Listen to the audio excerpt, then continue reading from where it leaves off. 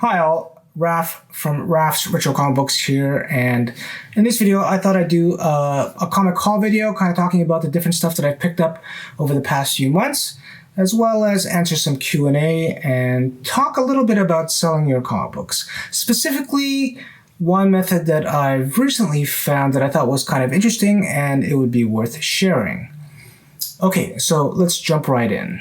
So one of these stores that I regularly check out on their Instagram account is BMV Books, and they are a used bookstore that have multiple locations in Toronto, but they have two locations in particular. One in the Annex, which is close to Spadina and Bloor, that's big. They have a complete floor full of comic books, and what they'll do is put like what you call their wall books every once in a while on Instagram to kind of advertise what they have. And I was really excited to see that they had a bunch of Silver Age war comic books. They didn't really show exactly what issues, but and I haven't really been buying too many comic books these days, but I had to go down and check out to see what they had. And to my happiness, they had a couple of GI Combat gray tone covers, and these are issues number 69 and number 78. Number 69 is actually a very early gray tone cover in GI Combat. There's actually a run of gray tone covers they call the Purdy 30, and a lot of them are just iconic. They're amazing, and I don't come across these very often at all in the wild, and they were priced incredibly reasonably in my opinion. This one was $70 Canadian, which is about 50 US, and you know what? It's quite a happy copy, what I would say. It's like probably a nice fine 6.0. I thought I'd just show something interesting about this GI Combat number 69, and this was published in 1959. These older comic books, you always want to be careful. You know, the page quality in this was pretty nice, but inside here, I'm going through these pages, like, how cool is that? An ad for the first issue of The Flash in 59. So I just thought I'd show that. It's pretty cool. Now the number 78 is, while it has pretty decent eye appeal, there are some water stains on it, like over here. This was $50 Canadian, which is about, what I would say, 35 US. Sorry for the glare there. Still, considering the presentability of this, I'm pretty happy with the price, just because I just don't come across this stuff very often at all. And actually, I think even the water stains kind of adds a little bit to the beach cover. But two exceptional gray tone covers of GI Combat. They had a few others, including the second Haunted Tank, but that one was more expensive. And to BMV's credit, like, they price their stuff very well. They price their stuff to sell, to move, and war comic books are not anywhere near as popular as they used to be. Even like the older stuff, there are not very many collectors out there. Like, I think certainly for stuff like this, like for these kind of special gray tone covers, there's certainly collectors out there because these are really beautiful and these are outstanding.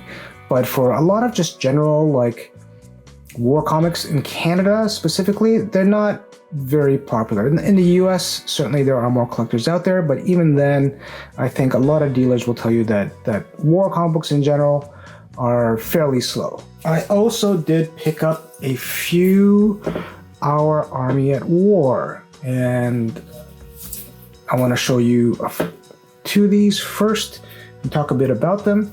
This is issue 101, which is a fairly early Sergeant Rock issue, and this was just a cover buy. Like, I love the cover on this. This is number 101, and it's a really tight mid-grade copy. Like, it's probably better than a 6, but again, this kind of stuff in this kind of grade, you just don't see very often, and I do believe this is a beautiful Joe Kubert cover, and it was $70, and that's about what, 55 US, I'm gonna say, or a shade under. And to me, that is priced exceptionally well. This is Our Army at War number 126, one of the few gray tone covers in that run. It was 40 bucks Canadian, about 30 US.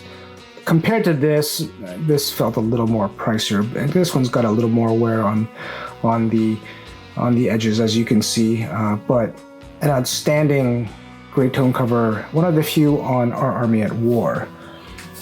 And I also picked up 127, and this is only the second full Sergeant Rock issue where all the stories inside this issue are Sergeant Rock. Recently on Comic Tropes, Chris featured a Joe Kubert video, and he actually featured this comic book. So I was really happy to find it, especially because of the last story here that features Sergeant Rock and a dog called Sad Eyes. And I love like comic books with featuring dogs, and it's a really kind of a really sad story, but a moving story. A newcomer to the group asks, the members, have you ever seen Sergeant Rock break? And they all say, they all recount different stories, but in each story, you don't have Sergeant Rock crying or breaking, except for the last one, when with Sad Eyes and the dog. You can probably guess what happens, but it is a really nice, touching story. So very happy to pick this up. Now this one was more expensive. This one was about 80 bucks Canadian, which is about 60 US, which felt a little pricey for what it was, but because it's the second full Sergeant Rock issue, and because of this story that I really wanted, I had no problem paying it. I'm really happy to own it. And the last Sergeant Rock issue I picked up is Showcase number 45.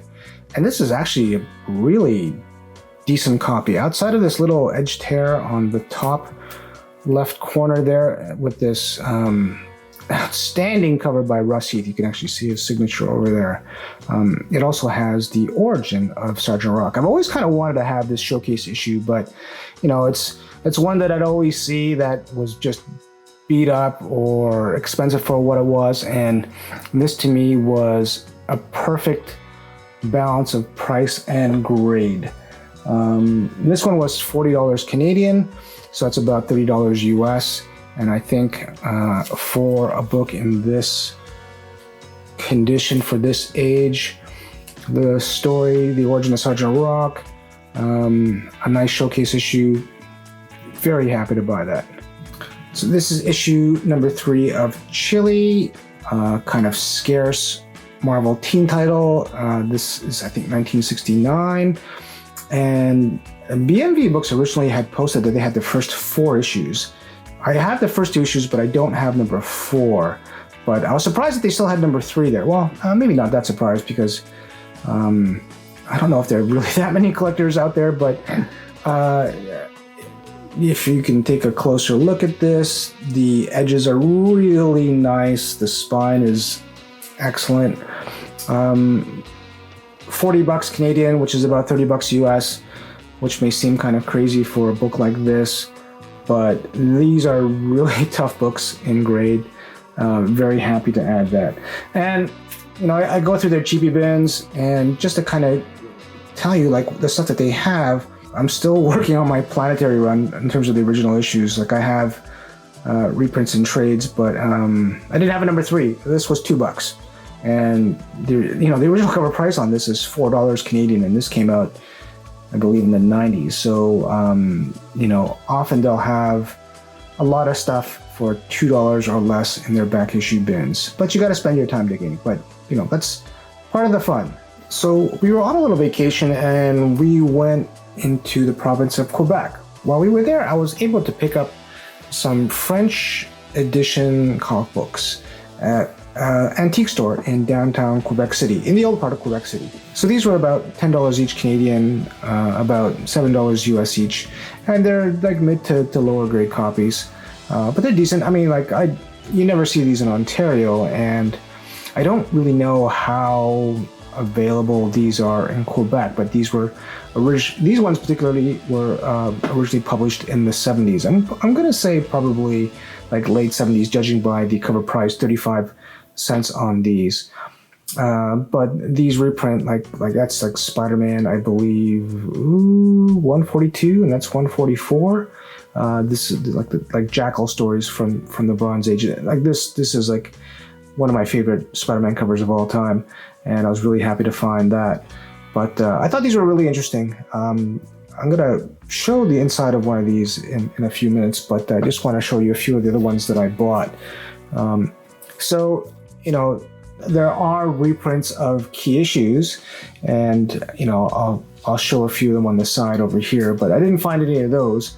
But you know, I did find some okay copies. This is like an earlier appearance of Black Cat, and like some of these were also kind of giant, quote unquote, giant size issues. So I bought a few Spider-Mans, L'étonnant Spider-Man, and Fantastic Four. And Fantastic Four number 31, which is like a Bronze Age reprint. And then this one's number 40. So these are kind of reprints in French. You'll notice that they are in black and white and not in color. And as well, the lettering is pretty crude, not very good. But you know what? They do have the credits. The one thing I thought was really interesting was that, yeah, there's no ads. Well, there's a great Dr. Doom, but the second story in here is actually a Charlton reprint. It's actually a Cheyenne Kid story, you know, written by Sal Gentil. That's probably Mr. Gill and Sanho Kim. But I just thought, how strange is that to have like a Charlton reprint inside, you know, this Heritage Edition? When I talked to the owner of this store, he gave me some pretty cool information about these reprints. And with some of these, the returns, when they were returned, they actually bound them and they put them into kind of bound editions. And I think what happened with these ones is some of these were actually separated after they were bound, because I did find some of them that had a little bit of glue on the spine. But you can also tell about the size. Like you'll notice that this number 40 is a lot shorter than the number 31 here. I believe this one was originally at the newsstand, but this one looks like it was part of these bound editions, judging from the glue as well as the cut of this. And I think if I'm going to compare this to another issue, number 44, like it's also a lot shorter. Number 47 is kind of interesting because it's actually not the original cover of Fantastic Four. What they did in this instance is they took the inside splash page and they made it the cover, and which is kind of unusual, a little weird. And I'll show you one more that I purchased, and that's number 63.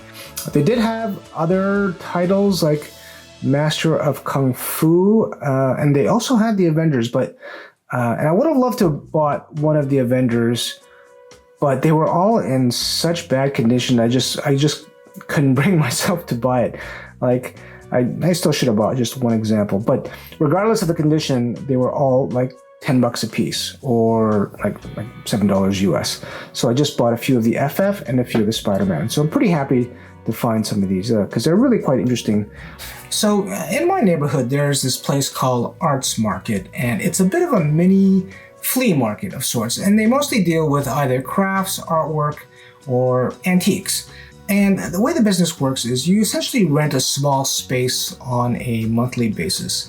I think the rent is about $250 a month. I'm not entirely sure, but around that ballpark. And as long as your items are considered vintage or crafts, artwork, then you can sell essentially whatever you want. And I came across this one little small comic vendor, and actually I noticed it a while ago, and to my, I guess, happiness, I suppose, it's managed to stay in business for several months, which is a good indicator. Like, it indicates that, okay, whoever this person is making enough money from a month-to-month basis and able to restock to keep on going. So when I looked at this vendor, I noticed that I thought they were doing a lot of things right. And one thing is how they were pricing their items. Now, when it comes to selling retail, especially when it comes to kind of like these older back issues, you really have to understand your local market. And what I mean by local market is whatever your local, population will pay for these comic books. So, often it depends on what it is. But they were pricing their stuff to move for certain. And they had basically dollar bin books. And the way that they separated or differentiated these is that these were books that just had bags. They had 50-cent books, which is pretty incredible, and these were just priced and they had no bags. And then they have, whatever the price sticker was on, and these had bags and backboards. And they organized their books very well, and they were smart enough to know that whatever the popular titles were had kind of their own like index sections, Spider-Man, Batman, Superman, and then they had like a miscellaneous section for publishers like Marvel, DC, and Independents. And they also had a bit of a wall section where they had kind of like, nicer books or more expensive books. And again, they were pretty cheap. They had a Captain Savage and his Leatherneck Raiders #1, like a 1968 #1, kind of a low grade, but it was priced at $10 Canadian, which is like nothing, $7 US. So they managed to stay in business for several months, so they obviously know what their local market will buy, and kudos to them. So this is kind of a potential option for people who have larger collections, maybe some cheaper stuff, and if you can find kind of these kind of local flea markets or these antique malls where they have, different booths that you can basically rent out for a short period of time. The amount of risk is fairly low, and, you can kind of test your pricing to see what people will buy. And if you could, as long as your books are organized well and they're priced well, then I think, you have a good chance of at least moving some of your product without having to do this online. So I was talking about, the arts market, and I was able to find a few interesting items. One item is this. This is the first issue of Sisterhood Steel. It's an early epic comic from Marvel. Now, I remember this coming out years ago, but I wasn't interested in it, but I do like the cover, so I thought it was $2. Like $2 Canadian, like $1.50 US or whatever, so, that's a lot cheaper than any comic books today. And you know what? I actually really enjoyed it. It's kind of like an Amazonian kind of island of women who train to basically defend themselves from outsiders. But it's the first issue was really quite good. Yeah, for $2, sure, why not? One of the first comic books that I remember buying from the newsstand off the shelves when I was a kid was Hawkeye #1. Now this is actually the US newsstand, not the Canadian newsstand, but this was $2. And I thought, sure, I'll buy it again for $2 because why not? And the last thing I bought there was Hanna-Barbera's Wheelie and the Chopper Bunch #6. This was $1. This wasn't the dollar bins. And I recently did a video on Charlton comic books, and I was really surprised at how well it did. I'm really happy there's a lot of people out there that like Charlton comic books from the 1970s. And you know what? I really shouldn't be surprised because they were a pretty big publisher in the 1970s. And, so they published a lot of comic books and they were around for quite a while. So of course, a lot of people will know Charlton and the comic books that they published. And you know what, for $1, and even though it's kind of like mid-lower grade, that's fine. A few Q&A, somebody asked me if I had any omnibuses, and I didn't reply in the comments, but actually I don't own any omnibuses at the moment, although I can certainly see myself owning some down the road. I've got a lot of trade paperbacks, and I'm mindful for how many that I have, and I try not to buy too many new ones until I've finished a good chunk of the ones that I've read or that are on my reading pile before I decide to kind of move on for them. I had somebody ask, why don't you post more comic books on Instagram? And I do have an Instagram account, and I used to post pictures of my comic books there before, but I came to realize that, my time is like limited, and I spend a good amount of time on YouTube. And although I do see like the value of, posting pictures on Instagram, I had to kind of give it up just to kind of save some time. I thought my time would be better spent on YouTube replying to comments, which I do like, I would say very vigorously. I always try to reply to comments that people leave on my videos because I think that's important, and it's good to kind of interact with the community. So I do have an Instagram account. It does have some photos of my comic books that I posted before. I don't really think I'm going to be posting many pictures on it soon, but it is for me a communication tool that I use to, talk with other collectors. I do get a fair number of requests for future videos, and I do comment saying that it's a great idea and I plan on making it. And I apologize for some of the ones that I said I'll do, but I haven't made yet, but eventually I will get around to it. So like, I want to make a video on Mike Flea because I really like his artwork, and I did a series of videos covering different covers from different publishers from different eras. And I said, somebody asked if I could do one on the 1950s DC stuff, and I will eventually get around to it. But, my video making process is kind of a little haphazard. Like, I have a few ideas, and if I like where an idea is going, then I'll do it. And sometimes I'll have videos on the back burner for several months. So I still have videos that I planned on making, but they're still kind of sitting in my, to make pile. I'm always happy to receive suggestions or requests for videos because, that's a really good way to kind of gauge what are people interested? What do they want? And certainly you have to listen to what people are interested in, what people want. The videos that you make may not always resonate with other collectors, but when you get requests, then for certain that there are going to be some people out there who are interested in a specific topic that may have not been made into a video yet. So there you go. That's what I've picked up in the past few months. Not a lot, but definitely some gems in there that I'm really happy to add to my collection. If you enjoyed this haul video, you can check out another one of my previous haul videos over here. Until next time, read and enjoy your comic books.